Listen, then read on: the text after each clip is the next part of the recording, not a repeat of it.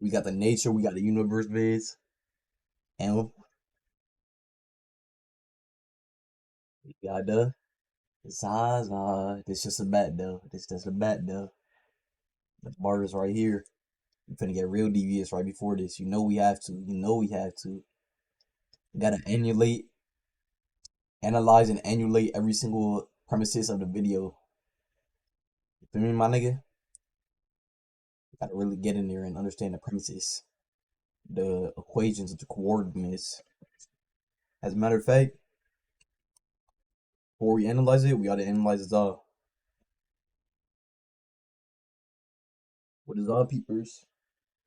Zaw peeper 9000. This nigga T up. Lock in.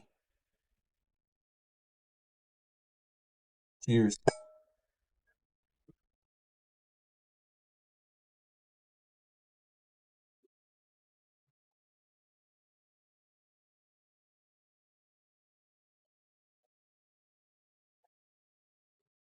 Hold on. I just dropped the cork, bro. I just dropped the bar. I just dropped the bar. Let me in, chat. Let me in. We got the dog glasses. We faded to the black light, to the blinking, to the face, to the dome. And now we got Tirazu. Our crows OP. Let's figure out. I think they are, me personally. You seen that nigga Itachi? There's a reason why he had crows.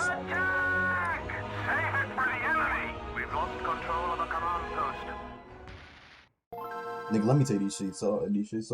I'm comfortable as fuck.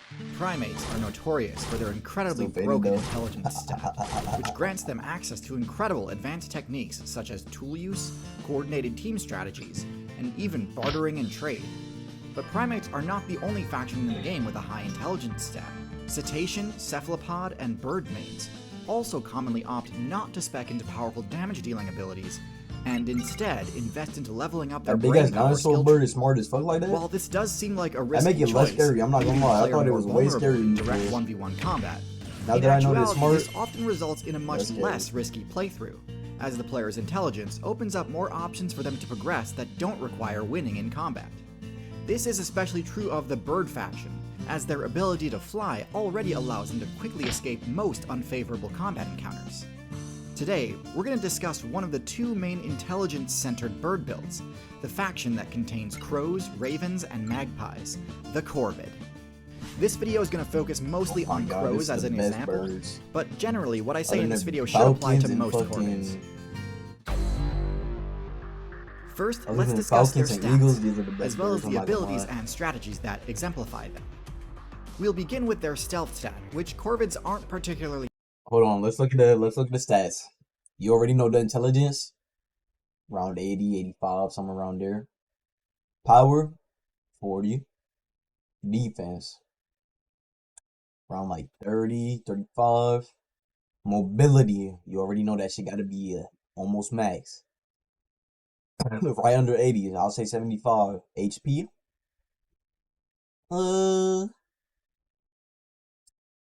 I'll give it 35, 35. Stealth, that shit gotta be good, decent amount.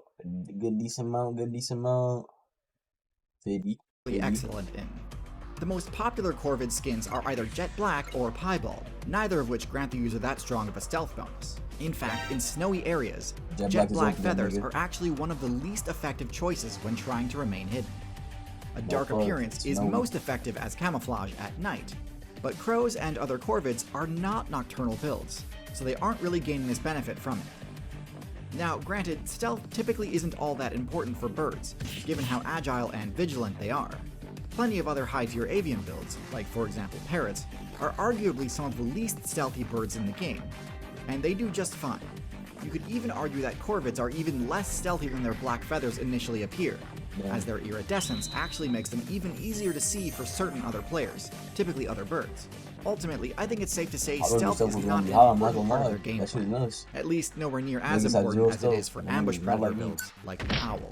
The main predators a crow needs to worry about are raptors, and because of the raptor's keen eyesight ability, Those are the ones that are tough, nigga. it's unlikely Raptors. having a higher stealth stat would make much of a difference anyway. The crow's defense and constitution stats are fairly average for a bird, which is to say not great. Birds have hollow bones, and their feathers offer fairly little in terms of defense. Feathers do absorb some blunt force damage, but when it comes to slashing and piercing damage, it's nearly useless. And because of their hollow bones, which make them more vulnerable to blunt force damage, the benefit there kind of cancels out as well.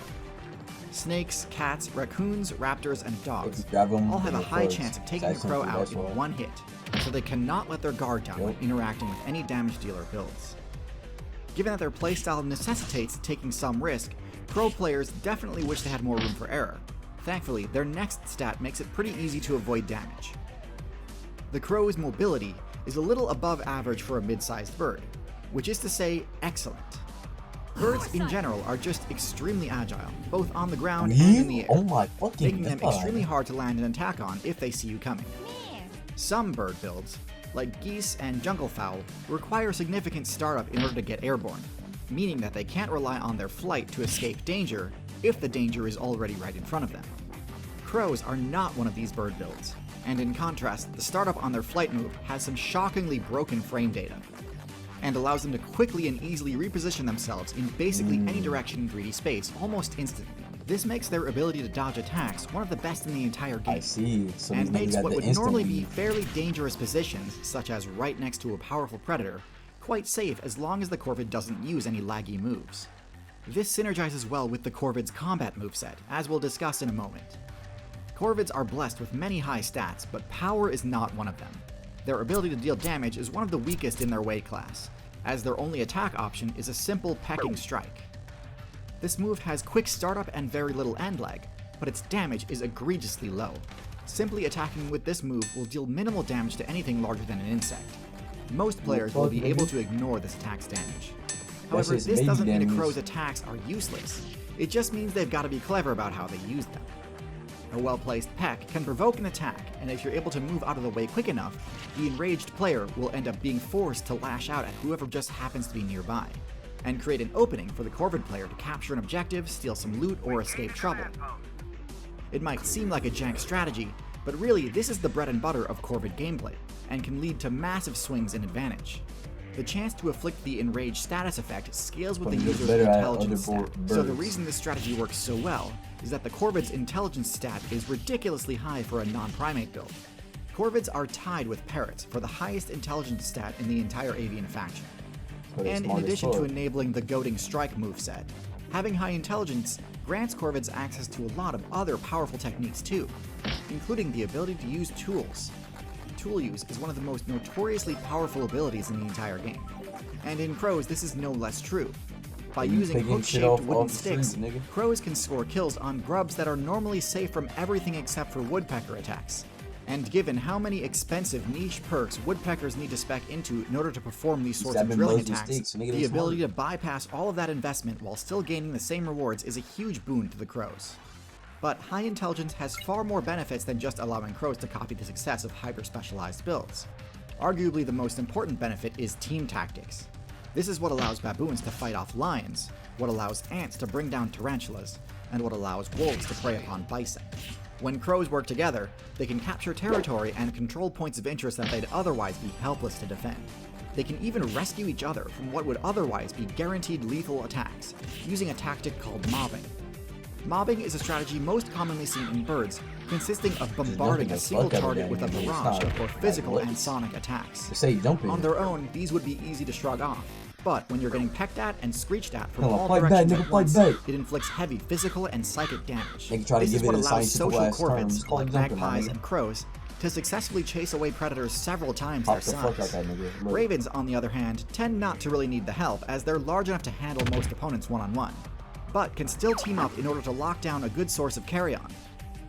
Alternatively, they may even ally themselves with wolf players, leading them to a carcass and letting them do the work fighting off their competition before sharing in the rewards. Anyway, that's a basic overview of the Corvid build. Now let's talk about their matchups.